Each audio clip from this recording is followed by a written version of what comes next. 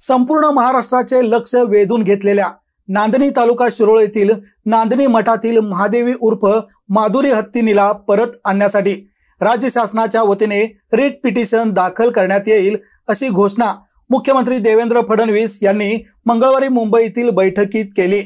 त्याचबरोबर या प्रकरणात पोलिसांनी ज्यांच्यावर गुन्हे दाखल केले आहेत ते सर्व गुन्हे मागे घेण्यात यावे या आमदार राहुल आवाडे यांच्या मागणीवर मुख्यमंत्री फडणवीस यांनी निश्चितपणे सर्व गुन्हे मागे घेतले जातील अशी ग्वाहीही दिली।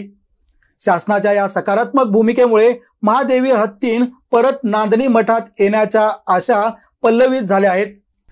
मागील 35 वर्षे नांदणी येथील मठात असणाऱ्या महादेवी हत्तीनीला पेटा या संस्थेने महादेवी हत्तीनीची देखभाल नीटपणे होत नसल्याबद्दल तयार केलेल्या अहवालाच्या माध्यमातून जामनगर गुजरात येथील वनतारा या ठिकाणी पाठविण्यात आले आहे। या निर्णयाच्या विरोधात सर्व स्तरातून तीव्र भावना व्यक्त होत असून महादेवी उर्फ माधुरी हत्तींना परत आणण्यासाठी संपूर्ण जिल्ह्यात वेगवेगळ्या मार्गाने आंदोलन छेडली जात आहेत। या पार्श्वभूमीवर आमदार राहुल आवाडे यांनी घेतलेल्या पुढाकारातून मुख्यमंत्री देवेंद्र फडणवीस यांनी मंगळवारी बैठक आयोजित केली होती।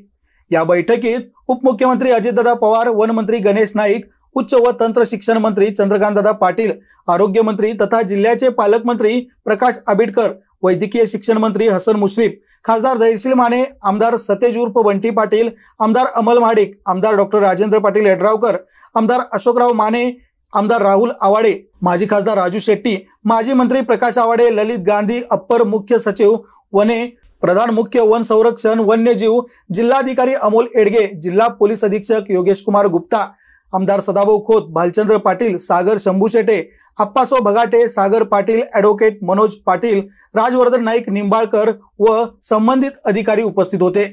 यावेळी आमदार राहुल आवाडे यांनी नांदणी येथील जिनसेन भट्टारक पट्टाचार्य मठातील माधुरी उर्फ महादेवी हत्तीन ही कोल्हापूर जिल्ह्याच्या अस्मितेचे प्रतीक आहे। सर्व धर्मीयांच्या भावना तिच्याशी जोडल्या गेल्या आहेत। त्यामुळे प्रशासनाने यामध्ये हस्तक्षेप करून महादेवी हत्तींना परत नांदणी मठाकडे सुपूर्द करावे। सर्व जाती धर्माच्या लोकांच्या लोकभावनेचा जराही विचार न करता वनतारा येथील स्थलांतरित करण्यात आले। स्थानिक जनभावना व धार्मिक श्रद्धा लक्षात घेऊन पुन्हा तिला परत आणण्याची शक्यता अजूनही अस्तित्वात असल्याने शासनाने यामध्ये लक्ष घालावे अशी मागणी केली। यावेळी उपस्थित मान्यवरांनी आपल्या मनोगतात महादेवी हत्तींना परत आणण्यासाठी राज्य शासनाने यामध्ये लक्ष घालावे अशी मागणी केली।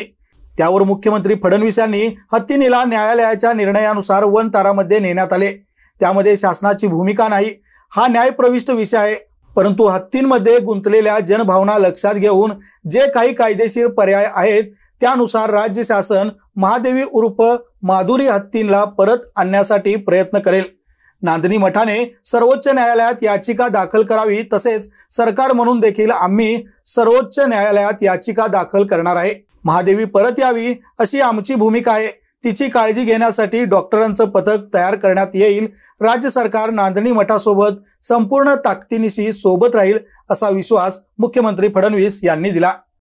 दरम्यान महादेवीला वनतारामध्ये पाठवत असताना नांदणी येथे घडलेल्या एका घटनेत दगडफेक व मारहाण प्रकरणी पोलिसांनी काही ग्रामस्थांवर गुन्हे दाखल केले आहेत। ते सर्व गुन्हे मागे घेण्यात यावेत अशी मागणी आमदार राहुल आवाडे यांनी केली। त्यावर मुख्यमंत्री फडणवीस यांनी निश्चितपणे हे गुन्हे मागे घेतले जातील अशी ग्वाही दिली।